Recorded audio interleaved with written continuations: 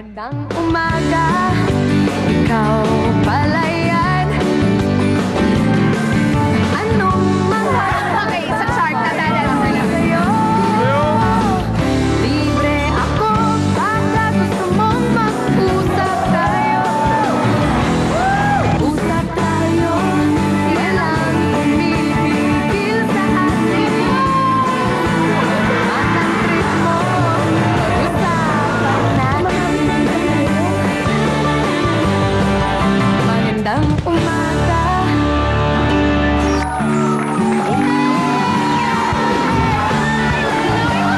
Tayo dyan, super another level na to. Kaya naman, makisala na sa kwentuhan ng totoong pinagdadaanan, totoong nararamdaman, simpleng kwentuhan, at simpleng palitan ng karanasan, simple at totoo. Ang Simply KC. Ito na yung guest natin today. She's really one talented girl na talaga namang nagbigay karangalan sa ating lahat bilang mga Pinoy, di ba? At pinahanga niya ang buong mundo with her amazing and powerful voice. At pati sina, ito na, alam niyo na kung sino. Sina David Foster, David Archuleta, Josh Groban, Celine Dion at Oprah mismo ay napahanga niya. Bukod sa mga standing ovation na nakuha niya sa Korea, UK and US of A, her first international album has sold really well. Actually, very successful siya worldwide. From Ellen and Oprah, at mapalad talaga tayo na nakakasama natin siya this morning. Let's all welcome the international pop princess, Cherie.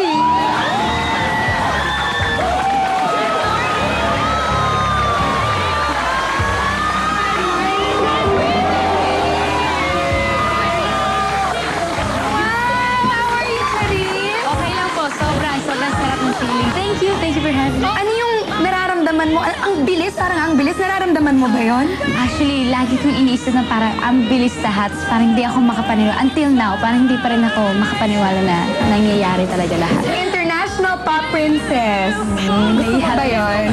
Sobra naman syempre, pero I think yung title na binigay nila sa akin yun, sobrang ang laki lang ng responsibility. Kasi syempre, hindi naman lahat ng tao kilala pa ako, and parang kailangan mo laging parang i-prove sa kanila you deserve that title. So sobrang So, matagal mo na bang pinangarap to na makasabayan ng mga dati mong idol lang sa mga pop charts?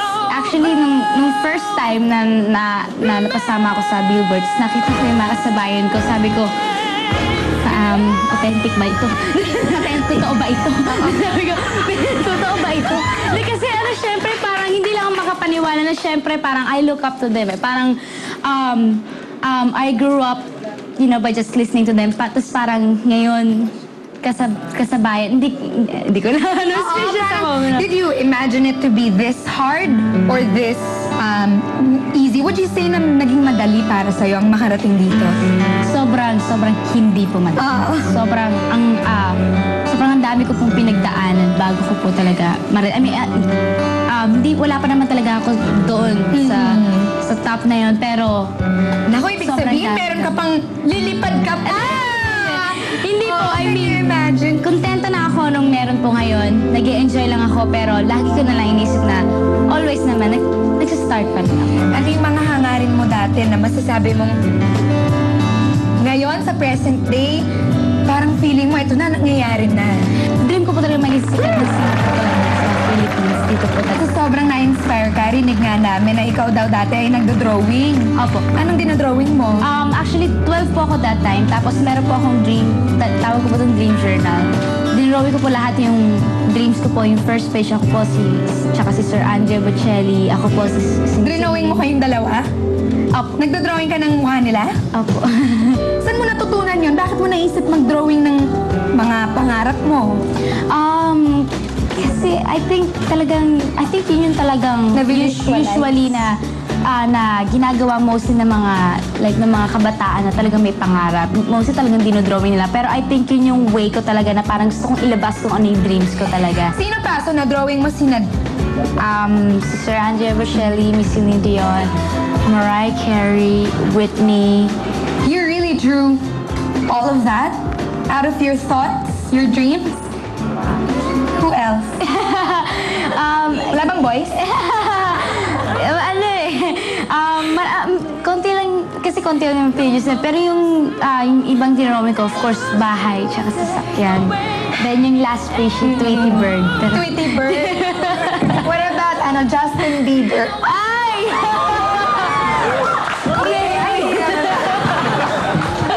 Hindi, walang ganon. Walang ganun kasi 12 pa lang ako nung wala ko siya. O pag-uusapan natin yan at iba pa. At sa kabila ng mga big chances mo, Charisse, may mga bagay pa rin na hindi nagbabago kay Charisse, lalo na pagdating sa kanyang family. Ayan, masasabi natin nakatapak pa rin si Charisse sa lupa. At ang mga kwento niya tungkol dito malalaman natin sa pagbabalik ng Simple Dito. Magandang umaga.